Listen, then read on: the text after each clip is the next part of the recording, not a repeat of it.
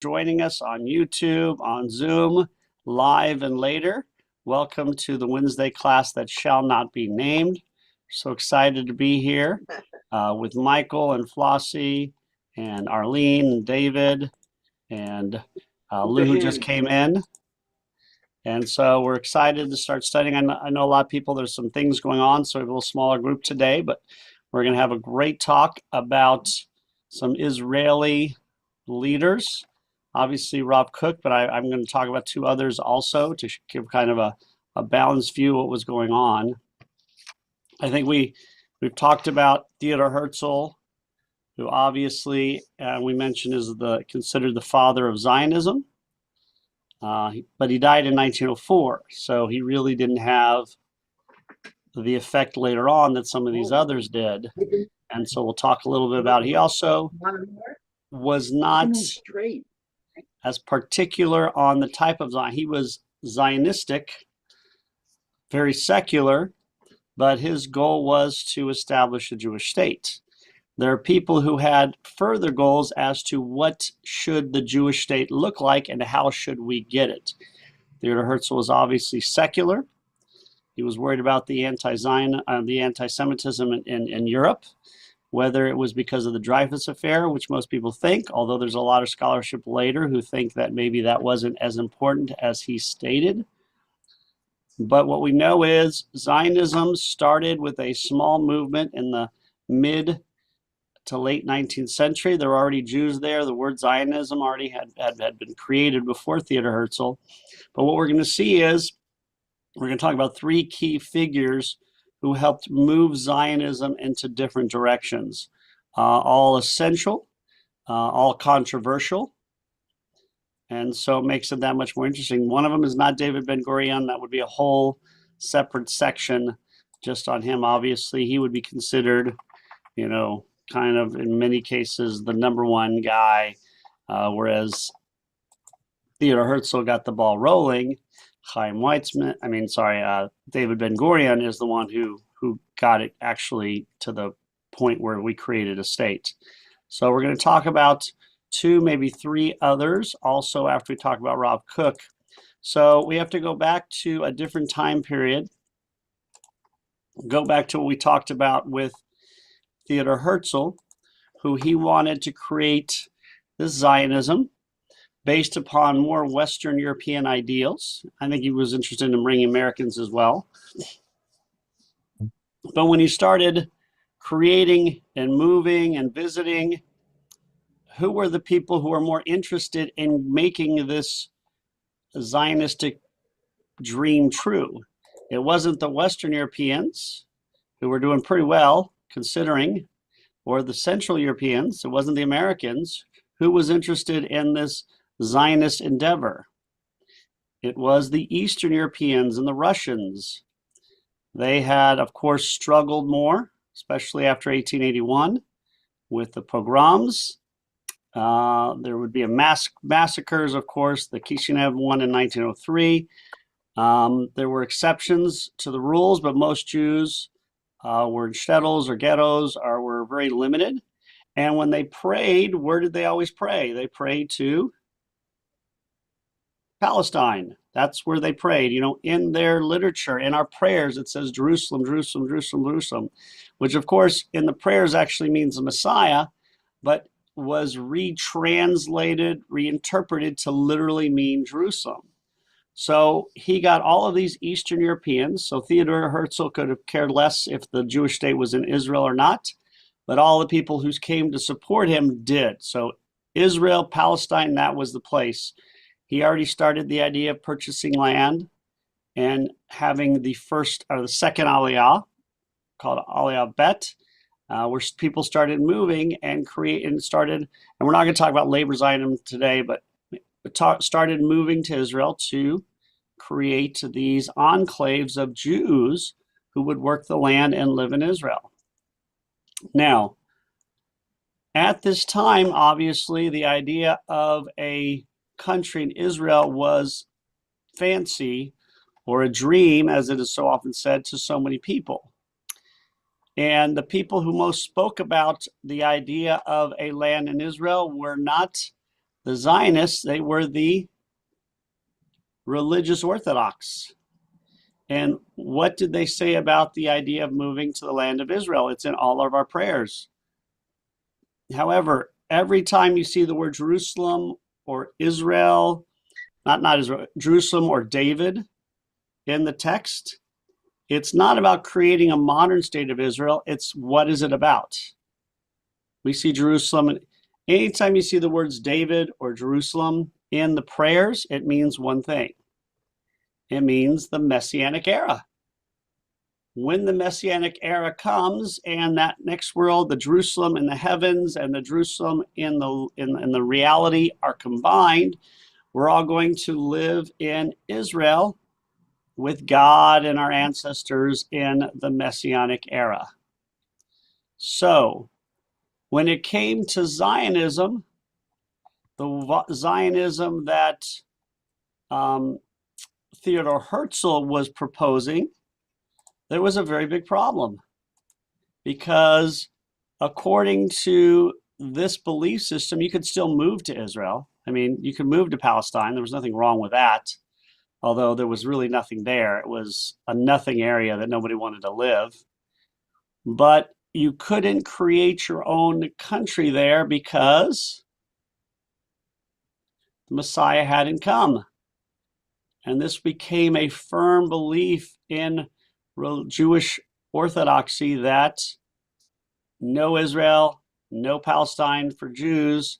You can live there, but you can't be in control of the land until the Messiah came. Not only that, what eventually happened is if you started a country, it would prevent the Messiah from coming because you're being heretics. You're trying to make yourself the Messiah almost. And that would actually prevent the Messiah coming. So you could see where this is going to be very controversial in this Orthodox world, that we can't do this. This is going to be disastrous. So Theodor Herzl preaching this idea of a Jewish state outside of Palestine would have probably been fine. But once it switched over to in Palestine, that's when it grew a very anti-Zionist movement within the Jewish world. And it was prevalent throughout especially Eastern Orthodoxy. Outside the Orthodoxy in America and Western Europe, they just thought it was a Meshuggah idea. I mean, I'm living in America, why would I move there? I'm living in Western Europe, which is such a great place for Jews. Yes, there is anti-Semitism, but comparatively, it is not bad. I am not suffering pogroms. I can't go into certain fields or live in certain places. There's some roughing up here and there. But overall, Western Europe is better than most places. And some Jews have thrived there. So why would I go to the middle of nowhere where there's no foundations, there's no roads, there's no economy, there's no trees? It's the middle of nowhere, it's a swamp and desert. So you had one group, the secular Jews who were thriving, didn't want to go there because they didn't want to lose all the stuff they had. And the Orthodox, especially Eastern Europeans, who said, we're not going to go there because the Messiah hasn't come. So it's one of the few times where the ultra-Orthodox and the secular Jews agreed on something for completely different reasons. So we also have to remember, as I mentioned, if you go to Israel today, it's a spectacularly beautiful place. I think we've probably all been there. If we haven't, you should definitely go. It's spectacular. It's beautiful. You got mountains, you got hills, you got the desert, you got orange groves, you've got hills, you've got technology, you've got the ancient stuff. It's fantastic. 140 years ago, there was nothing there. It was a disgusting, disastrous place. I think we spoke about what Mark Twain said when he visited there and called it one of the most desolate places he ever lived. So in order for this to change, in order for them to get religious Zionists to go there, there needed to be some sort of new movement. And so that is where Rav Kook comes in. As we know in Israel today, there are ultra-Orthodox and there are modern Orthodox in droves in Israel. How did that happen? Because according to the theology I just spoke about, which was prevalent around it, I mean, that was the prevalent idea. How 100 years later had that idea switched? There are still a lot of Jews in the Orthodox world who believe that Israel is a stain on the world because it's preventing the Messiah from coming. So that idea that the Israel is the anti-Messiah and that we need Israel to be destroyed is still a part of the Jewish world. It's just not the same as it was 130 years ago. There are those crazy Jewish groups like the Satmars who meet with the Iranian Ayatollah and support him and ask him to destroy Israel. And there are those in the ultra-Orthodox world who are less crazy, who just believe there shouldn't be an Israel. But in Israel, there's a very, very sizable Orthodox community with a wide range of views. And so how did this happen? So, and the main proponent of this is Rav Kook, because first of all, you need somebody to create a belief system using text, using the Talmud, to give people permission to do this. And so Rav Kook was part of the Russian Empire. He comes from a big family. His father was a very prominent rabbi, Rabbi Shlomo Zalman HaKohen Kook. He was a famous yeshiva. His mother came from a very big Hasidic family, including part of the Chabad Rebbe's family. So, I mean, he is born into a very prominent religious family. And of course, he proves to be a very good student, becomes a rabbi very young in his teens, and studying under the best rabbis. And so his trajectory is pretty normal to what his father and his grandfather's great-grandfather. He is a very bright yeshiva student who becomes a rabbi in this ultra-Orthodox world with really good parentage. And you can imagine in that world, it means a lot if you're smart and you have a good background on both sides, which he does. So he's very successful and has no early Zionistic intentions. He gets a job as a rabbi in Lithuania. Of course, he gets remarried after his wife dies. Has only one son his son actually, most of the stuff we have in Rav Kook is by his son because a lot of it wasn't published. And so his son spent his life, or a lot of his life, publishing Rav Kook's writings afterwards. So as he gets a little older, so he's born in 1865. So in the early 20th century, he starts to change his viewpoint a little bit. A lot of it has to do with the goings-on, you assume, in this area, because again, although he does speak about it before, this very famous pogrom, I'm sure it had an effect on him. He was kind of like a beatnik rabbi, so he went on a little bit of a different trajectory. We should be vegetarians. He rarely ate meat, so he's kind of a little strange in that viewpoint, but brilliant. And he starts to really look at this Zionism thing a little bit on the side. He's not promoting it yet, but he goes to Israel and he starts meeting people and writing about it, although a lot of it's not published, some of it is published.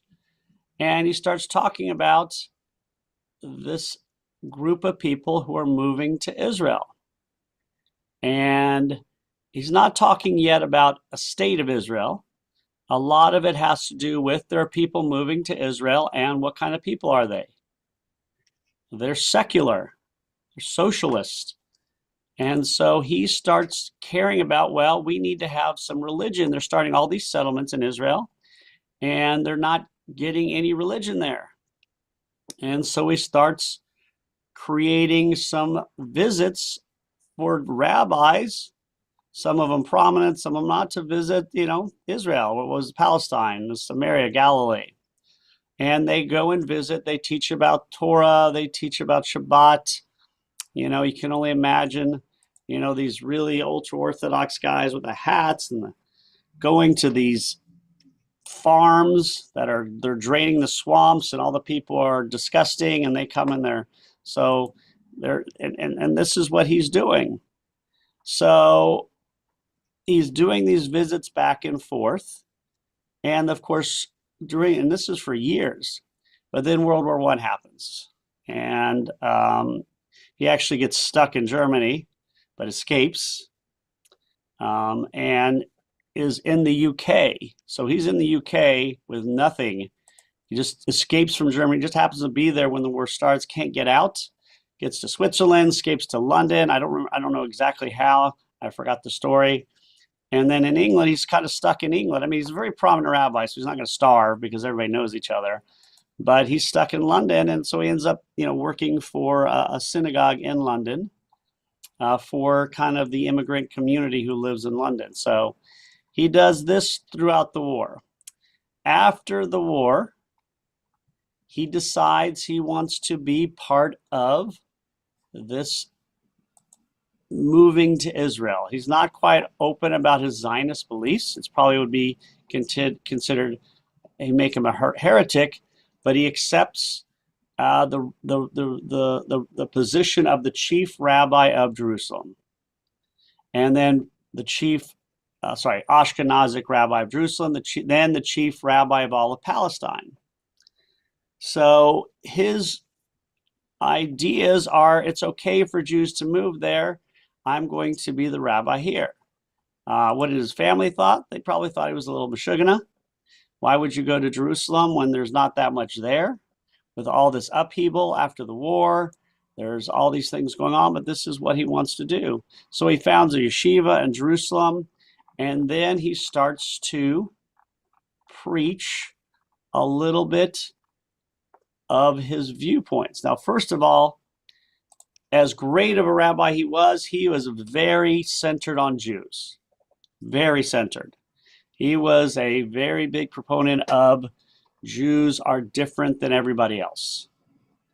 You know, one of his famous sayings are, there's a bigger difference between a Jew and a Gentile than a Gentile and an animal.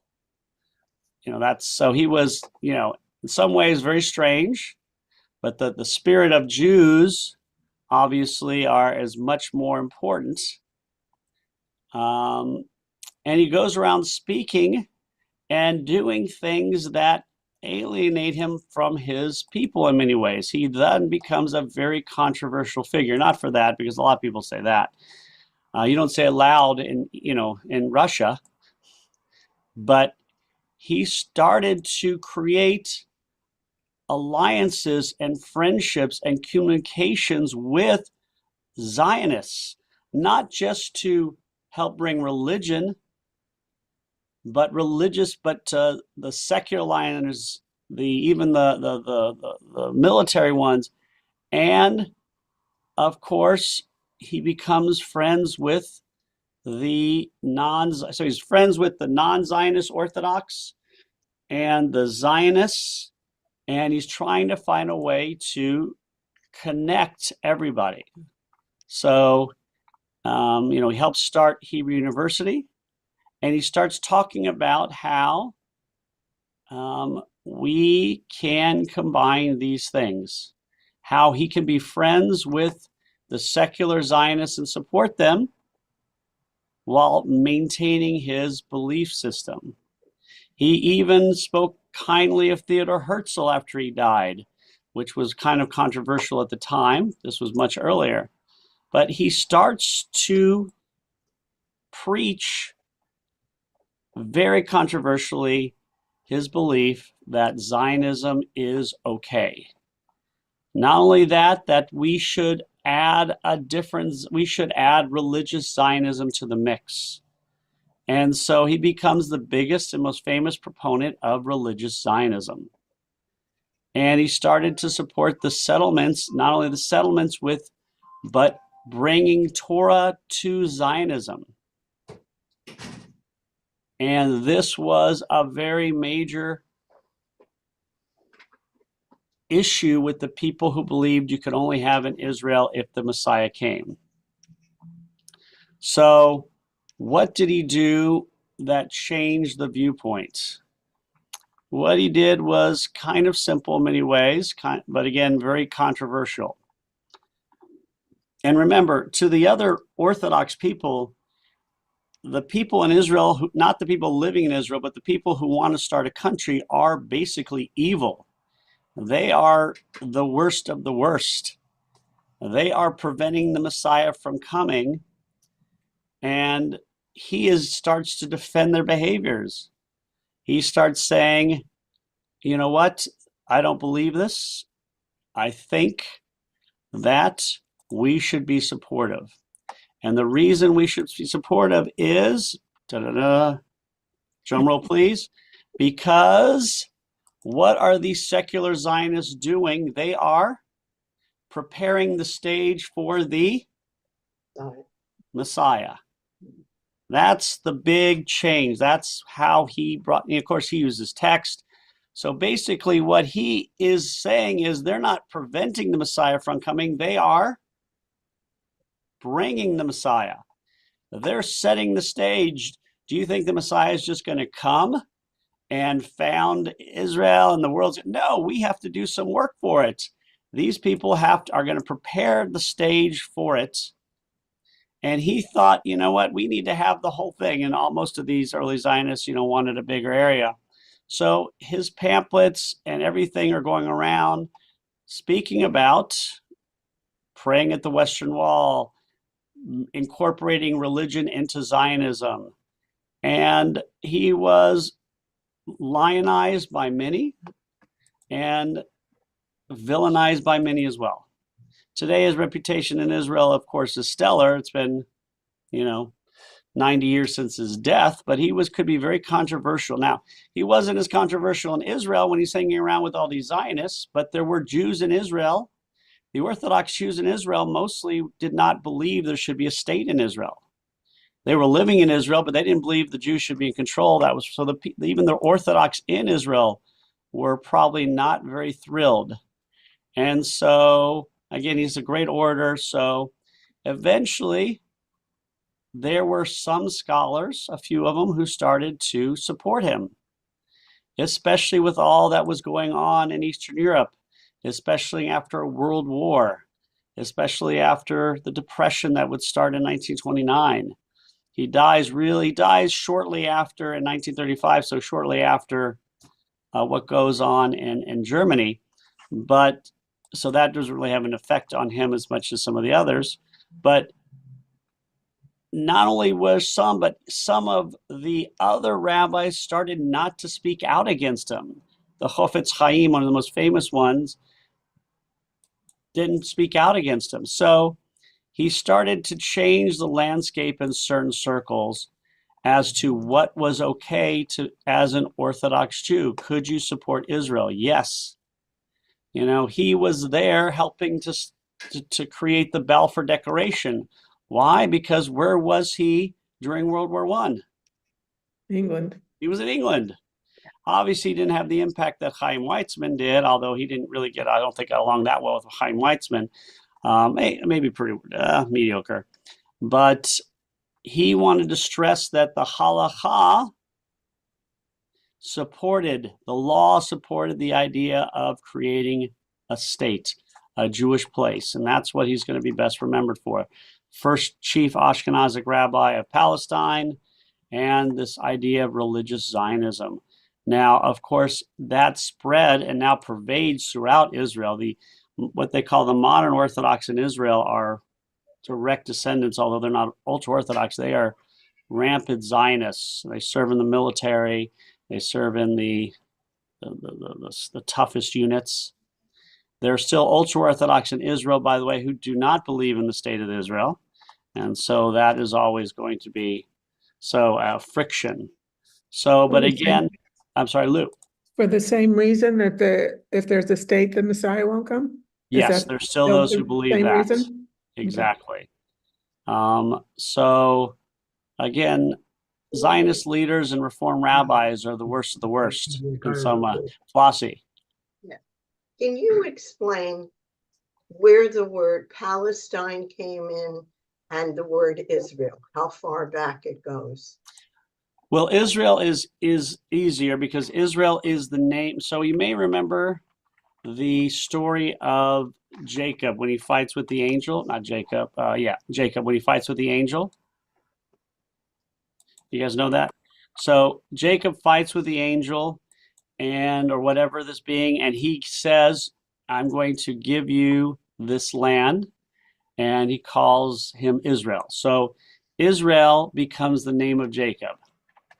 So that's where it comes originally. So that's why you'll see the people of Israel.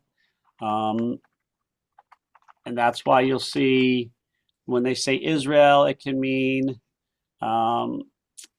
the people, it can mean the land. It just means we're going to struggle with God. Basically, El means God. And, Yisra is the struggle with God. And this is because Jacob struggled with this angel. Remember, they got a fight. He grabs onto the heel. The angel has to leave before sunrise, says, I'll praise you and give you a name. And remember, in the Bible, especially early on, if you're giving a name, that is a big deal. Abraham's name is changed. Sarah's name is changed. Jacob's name is changed. So to this day, we are the people of Israel. Palestine is a Latin name or a Greek name. So that was I think the Persians may have called it that first after it was taken. So that name goes back 2,500 years, and it just became the name through the years during the Persian and especially during the Greek time. So, and again, there's never been a country of Palestine, by the way. It was always a section controlled by somebody else. For a long time, it was the Greeks and the Romans, and then it was the Muslims, then it was the Ottomans, then it was the British, but there was never an independent country called Palestine. Thank you. My pleasure. So we have to also mention that Rav Kook would not have been supportive of Reform Judaism. He was not, for him, religious Zionism is about orthodoxy mixing with the secular. So, but again, was diehard and, lived a long life. And basically the last part devoted to the state of Israel, which of course he never got to see, but he got to see people moving there. He saw the issues that we'll talk about in a second. So he is considered one of the major players in the foundations of Israel for this reason. So I thought, we talk about him, but I wanted to give some different perspectives on Israel that we may not hear. So we're talked about, religious Zionism and Rav Kook. There were others, obviously, but he was the most famous. But there are other pieces to Zionism. You can't just say, let's create a Jewish state. There has to be reasons. There has to be what the state is going to look like. And you have to figure out how you're going to make it. So Theodor Herzl, obviously, and people like Chaim Weizmann, which we can talk about again. He's also a full day to talk about, wanted to negotiate. Their idea was, we're going to speak to world leaders. We're going to get it done through negotiations. We're going to purchase the land. We're going to do all of these things that help us get to where we want to go. However, not everybody had that kind of thought. Some people thought that you should do it a different way. And one of them was, of course, the revisionist or the military ring of the Jewish world. We're going to take it by arms. The only way we're going to get this thing is not through theology and labor movement. We have to be able to defend ourselves and take it. Now, you got to remember that even though it wasn't much going on, there was a harsh landscape down there. There are marauders all over the place. It's not a very controlled area. The early settlers were paying Arab bands to protect them. kind of like paying off the Godfather. We pay you off to not attack us and protect us. But after a while, there was a real decision to really learn how to do it ourselves. And there were two men who were most prominent in this idea that we have to defend ourselves. And if we're going to take this country, there's going to need to be arms. The first one wasn't as famous. He's probably more famous in Israel, but I don't know if you've heard of Joseph Trumpeldor. He is essential to understand how Israel was founded. His disciple becomes a little bit more famous. So Trumpeldor is a Russian, and he is Like a character in Harry Potter. yeah, it does sound that way. He could be, but he is from a very modern Jewish family in Russia, so they are doing well. He is part of the small percentage of Jews that are allowed to be part of the, not aristocracy, but be allowed to be part of the Russian world. So he's not in the Pale Settlement. And he's going to be a dentist. He's going to be and then he volunteers, because he's not conscripted, to fight in the Russo-Japanese War. And he loses his arm in battle. So obviously he's not going to be a dentist. However, once he gets patched up, what does he say? He says, I'm going back to fight. So they're like, you can't, you can go home. He's like, no, I still have more. I have another arm to give for the motherland, is what I think is what he said. Wow. So he go back, he fights. He ends up getting captured by the Japanese. Now, remember, this is not the Japanese of World War II that were so cruel. This is the Japanese of the Russo. If you were an officer, you were treated humanely. So during that time, he starts writing, printing Jewish newspapers, doing what he can while he's in prison. And when he gets out, he moves back and he starts to study law. But then he starts to meet some of these young Zionists. And he gets interested in this idea of moving to Israel. And of course, he's got a lot of freedom in Russia because he becomes the highest, he gets the most, whatever the highest, not the highest ranking, he is the most decorated Jew in Russia in terms of military. So he goes to Israel as a Russian, and he starts to meet these Jews. He works at a kibbutz.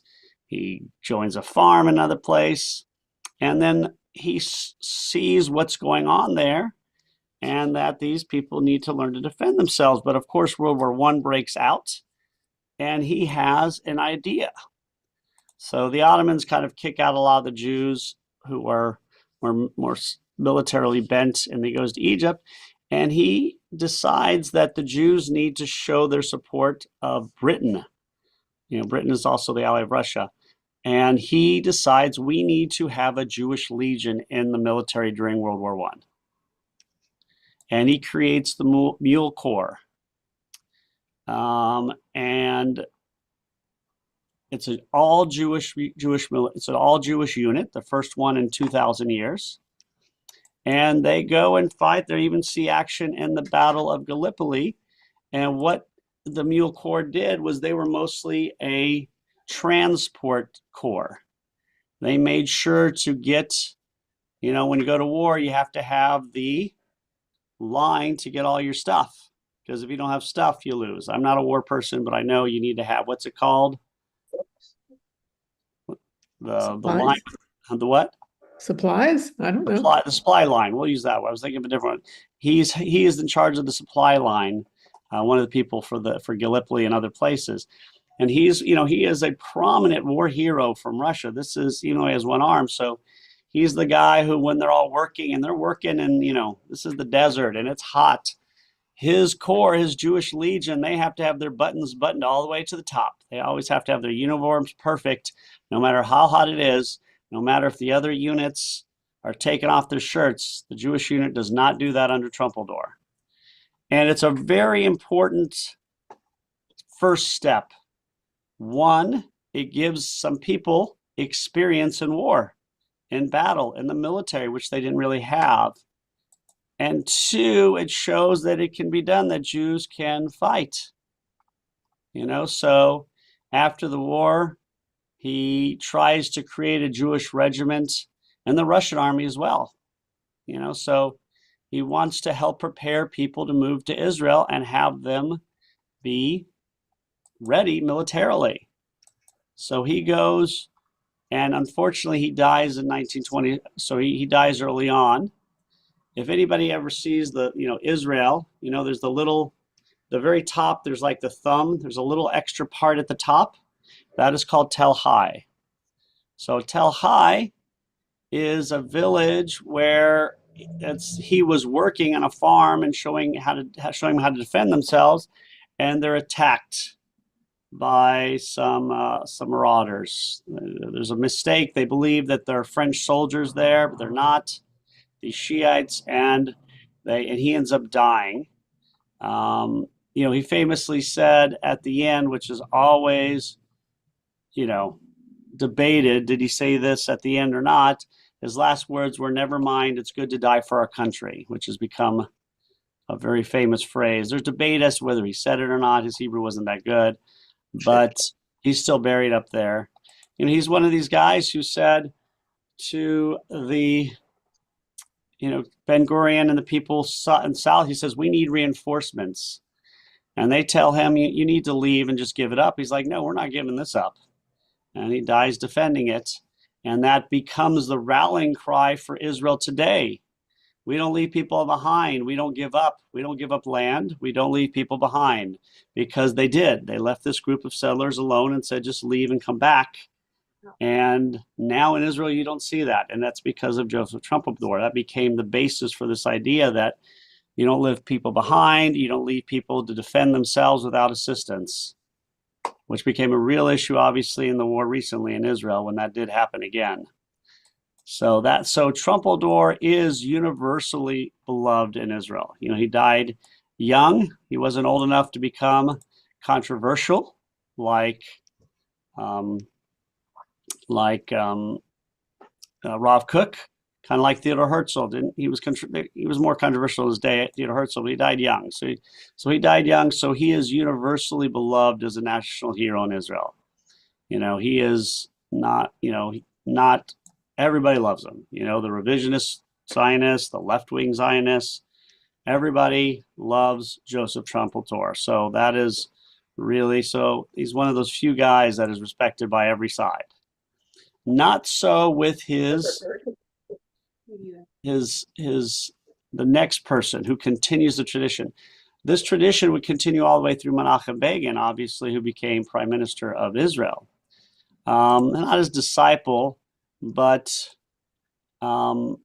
another man who became very, very famous for a point of view was, of course, Jabotinsky, who becomes much more famous. He lives a few years after him. He lives till 1940. He's younger. He lives till 60. And he is famous as the military Jewish leader as well. But he's more radical. He becomes more radicalized than Trumpeldor may have as well, but he died in 1920 before all these issues. So Jabotinsky, is one of the people that helped him found the Legion. He fought. Now, have you guys ever heard of Betar, by the way? It's kind of like a Jewish youth Zionist group that's based on Joseph Trumpeldor's name. The T is for Trumpeldor, in case you're wondering.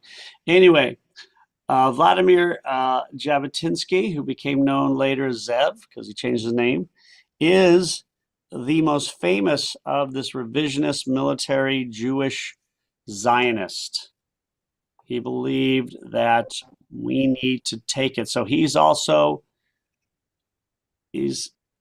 raised not as it's probably a class just below Trumpeldor, but a middle class, and was also secular, as was Jabotinsky. He became a newspaper correspondent in Europe and Rome.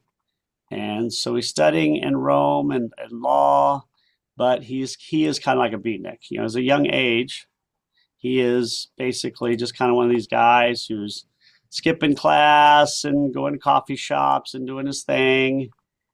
And so as opposed to Trumpeldor, who fought in a war, lost his arm, was a military hero, got medals, Jabotinsky's the opposite. He's kind of, and then he starts to join the Zionist movement. Now, it was prior probably to the Kishinev pogrom, but that really, this was one of the worst pogroms in history, and that really spurred him and other people to create Jewish defense forces in Eastern Europe.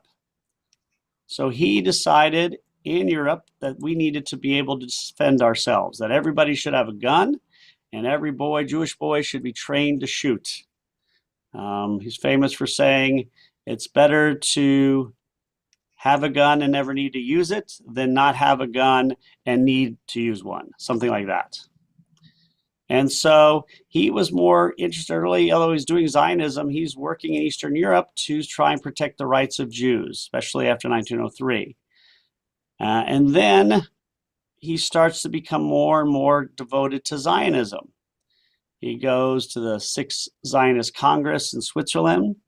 He becomes the leader of the right wing. He starts writing newspaper articles. He starts speaking around Europe. And he was actually a little bit more liberal at first when it came to Arabs. He believed in creating a state where everybody had freedom, a Jewish state, but Arabs would be treated, equally, just under the control of Jews. And he went to a lot of places trying to create this Zionist organization. He went to Turkey to write for newspapers. He went to Germany.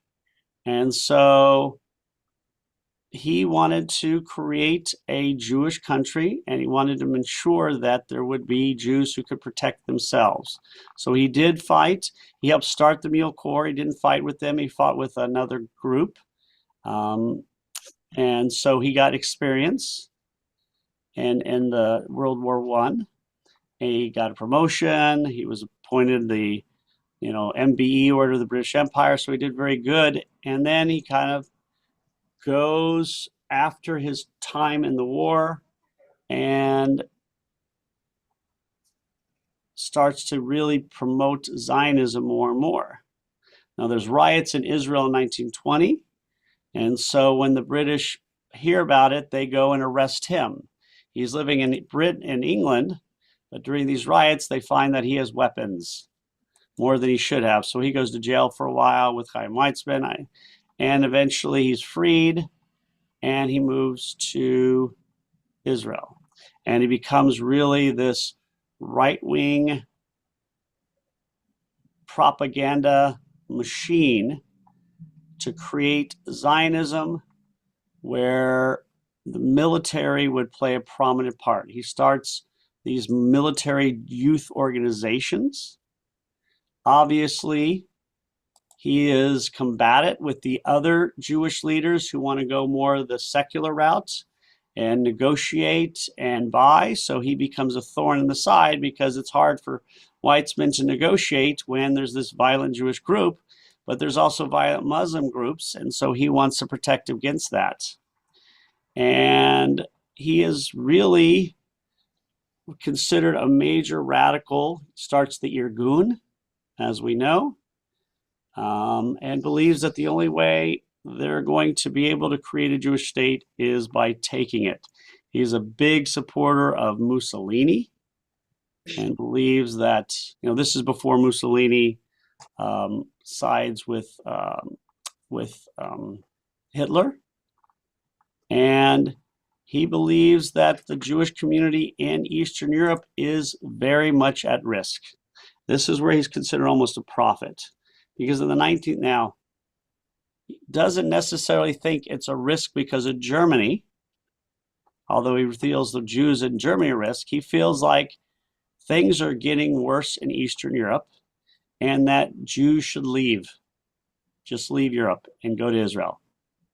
This is before the white papers, which restricted So he believes Jews should move to Israel because there is a real problem and they're a serious threat. And he goes around promoting this. And ironically, unfortunately, he is ridiculed by the Jewish leadership and Jews around East Europe because they're like, things aren't that bad here. You're overstating the case. You just want people to move to Israel. And obviously, that's not what happened. They were willing to do anything to get Jews out of Europe. And he said famously that the Jews in Poland especially are living on the edge of a volcano, thinking more in terms of the Polish leadership and not what the Nazis are going to do, because he doesn't know that yet. He dies right around the start of World War II. So this is what he does. He promotes the support of getting Jews out of Europe, and he supports armed revolution. And he goes a step further. Not only should we be fighting the Muslims, we should start fighting the British, because the British institute a second white paper in 1939, which very, very much restricts the number of Jews who can come to Israel to 75,000 a year, which is a drop in the bucket. So he believes we should fight against Britain, which obviously is very controversial because what's starting now? Eventually, World War II is going to start. And this is a very difficult time for Jews because obviously, who's Britain fighting? They're fighting the Nazis. They're the only ones fighting the Nazis because the Nazis take over Europe so quickly. America's not in the war yet. Jews in Palestine are very frustrated and upset at Britain, the way they've handled Palestine. But on the other hand, Britain is much better than the Nazis, and it's not even close. So the Jews who are upset at Britain in Palestine generally are saying we need to support the British. We got to fight with the British because, there's a difference between them. And Jabotinsky is not like that. He wants to revolt against the British. He wants the Irgun to attack British leaders, and he wants to create Jews to stop the blockade into Palestine, to bring Jews from Europe into Palestine. Of course, he dies in 1940, so he doesn't able to do that. But this is what he wanted, and he was also negotiating with Winston Churchill to bring 100 to 150,000 Jews into the war to fight when he died. So at the end, he finally decided, I need to give this up for the moment and support Weizmann and Ben-Gurion, because we need to have a united front here. So even at the very end of his life, he decided, I need to have a united front because the Nazis pose a bigger threat. And so that is what he does. And he had a heart attack at 60, that he didn't die in battle like Trumpeldor. So what we see here is there are different approaches to Zionism. We can talk next time if you want about the main one, and David Ben-Gurion and the labor movement, and Chaim Weizmann and the attempt to create a state politically. But what we've seen is Theodor Herzl started the ball rolling, but we have somebody like Rav Kook, who was concerned about the religious aspect of Zionism. And you had Jabotinsky and Trumpeldor, who were concerned about the military aspects of Zionism, how we're actually going to get it, but not only how we're going to get the state, how we're going to defend it once we get it. So a little bit more practical in that respect. So it's interesting to see. You can talk about Aharam, who was more of a atheistic belief system. So there's a lot of ways to look at Israel. Jabotinsky would be followed by Menachem Begin. And obviously, we may talk about what happened and how Ben-Gurion united the country. But obviously, Menachem Begin, who was his protege in many ways, becomes the first non-labor prime minister of Israel and will make peace with Egypt, ironically enough. And that's why they always say Nixon going to China, Begin going to Egypt. So it was, the more against something you've proven yourself to be, the more leeway you will be given to go and negotiate. But Jabotinsky, again, is lionized in many, many areas because of what he did, spending basically a lot of time, 20 years, helping Israelis learn how to defend themselves, organize themselves, to stand up for themselves, to make weapons, to use them, Flossie. When did the IDF come about? The IDF comes about after the War of Independence starts. So up in that time, it's called the Haganah. The Haganah is the name of the IDF before it was a country. The IDF, though, is a combination of the Haganah, the Irgun, and all the other groups that are united during the revolution, the Independence War. And we could talk about next week, if you want to talk about David Ben-Gurion, the Haganah, the more straightforward creation of the state of Israel, we could do that next week by really basing it on Ben-Gurion and Chaim Weizmann, who are the major players. All right. That would complete it, I think. Yeah, we could do Very that. nice, yeah. So we'll do David Ben-Gurion, Chaim Weizmann next week and talk a little bit about their lives. In terms of the most prominent Zionists, after Herzl dies, those are the two. It's going to be Ben-Gurion and Weizmann. Weizmann will be the leader of the Zionist movement for many years, and then David Ben-Gurion will take over for him. So, and they have very different views on how to do things, and they don't always get along, but they are the two most important people after Herzl. But never forget Trumpeldor and Jabotinsky and Rav Kook, because without Trumpeldor and Jabotinsky, would Israel have the Jews been prepared militarily or not? Flossie. Was Rob Cook his original name? Somehow it doesn't fit in there with all the other Oh, yeah. names. Well, his last name was Cook. Rob just means, it's an Aramaic name for a rabbi. So that's what it means. So but that was not, okay. that wasn't his original name.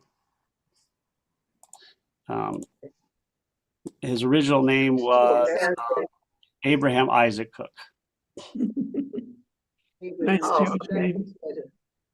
But again, in that world, getting a nickname like Rav Kook is a very important way of lifting up somebody, to give them a nickname. Plus, those names are really long. Oh, really? Some of them. What's your nickname, Rabbi? Oh, so many. Admiral. It all depends who you talk to. Robert burning down the Haas. That was when I was Burning given. down the house. I never heard of That was. Do you guys ever remember Chris Berman? He was the guy on Sports Center who used to give nicknames to all the baseball Yes. players. Oh, yeah. He gave me that nickname. Yeah. I was the University of Texas sports trivia team at a competition, and he gave me that nickname. Said Robert burning down the Haas. If you get that on TV, you're called that a lot for a long time. So I was. So I hope everybody's doing well. This weekend, obviously, we have a lot going on.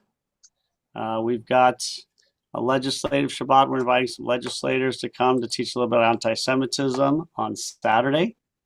But obviously, Sunday is a big day because we have our annual meeting. At 2:30, we're going to have Nosh. At 3, the annual meeting. And then at 4:30, Ben Warsaw is going to do a concert for Israel, and all money, free concert, but anybody who wants to make a donation, the proceeds will go directly to the Federation Fund to support Israel. So that'll be 4:30. And he's amazing. He's a piano professor at Georgia Southern and Armstrong. So he's amazing. All right, guys, thanks.